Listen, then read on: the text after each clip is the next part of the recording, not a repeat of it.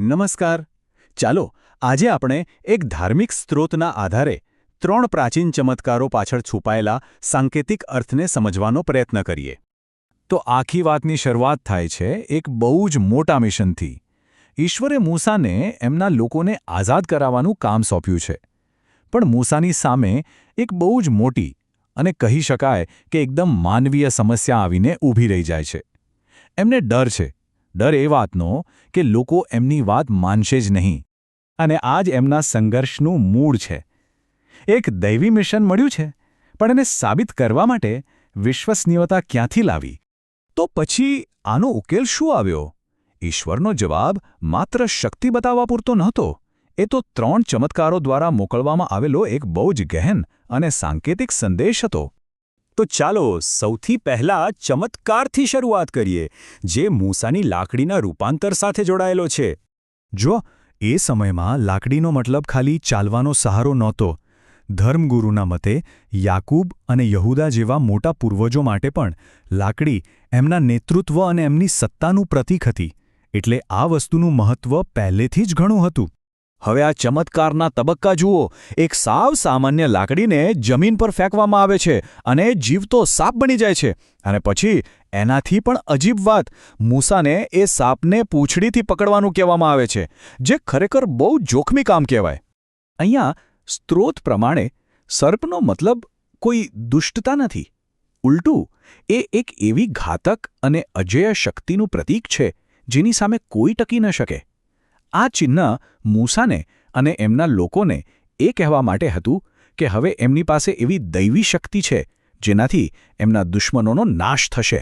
આ વાત એ શક્તિને એકદમ સ્પષ્ટ રીતે સમજાવે છે, જેનું પ્રતીક આ સાપ હતો. ઓછી સંખ્યામાં હોવા છતાં મોટા દુશ્મનો પર જીત મેળવવાની ક્ષમતા. હવે અહીં જે થયું ને એ કોઈ જાદુઈ ખેલ નહોતો. ના, આ તો હતી સત્તાની સીધી ટક્કર. ફારૂનના જાદુગરોએ પણ પોતાની લાકડીઓમાંથી સાપ બનાવ્યા. એમને લાગ્યું કે એ પણ આ કરી શકે છે. પણ પછી શું થયું? મૂસાનો સાપ એ બધા જ સાપને ગળી ગયો. આનાથી એક વાત એકદમ સાફ થઈ ગઈ કે ઈશ્વરની સત્તા જ સર્વોપરી છે. ચાલો હવે બીજા ચિહ્ન તરફ આગળ વધીએ.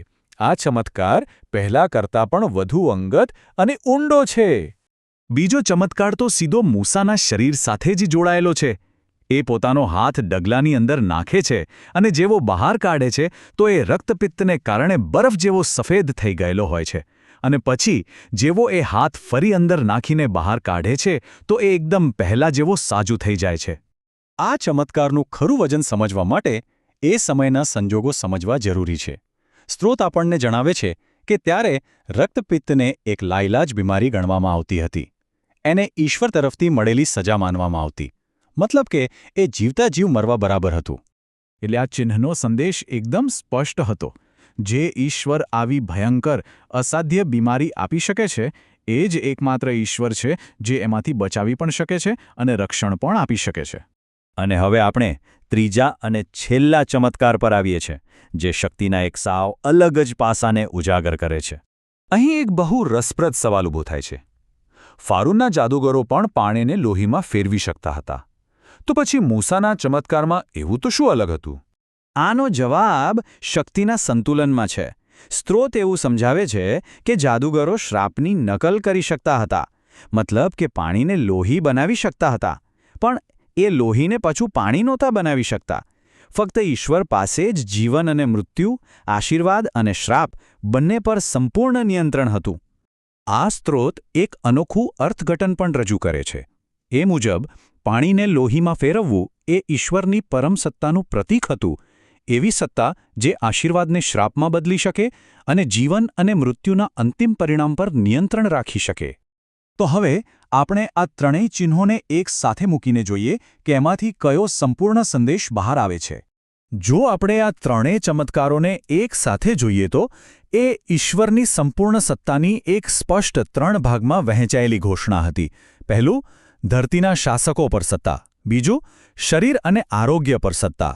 અને ત્રીજું, જીવન અને મૃત્યુ પર અંતિમ નિયંત્રણ. એટલે કે આ બધું ખાલી શક્તિનું પ્રદર્શન નહોતું. આ ચિહ્નોનો મુખ્ય હેતુ તો ઇઝરાયેલી લોકોના મનમાં એક અતૂટ શ્રદ્ધા પેદા કરવાનો હતો, જેથી ભવિષ્યમાં આવનારી મુશ્કેલીઓનો તેઓ સામનો કરી શકે.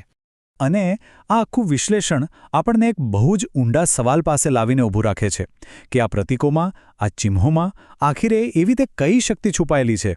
કેવી રીતે એક સામાન્ય દેખાતી ઘટના એક ચમત્કાર કરતાં પણ ઊંડો સંદેશ આપી જાય છે અને લોકોની આસ્થાને, એમના વિશ્વાસને એક નવો આકાર આપે છે?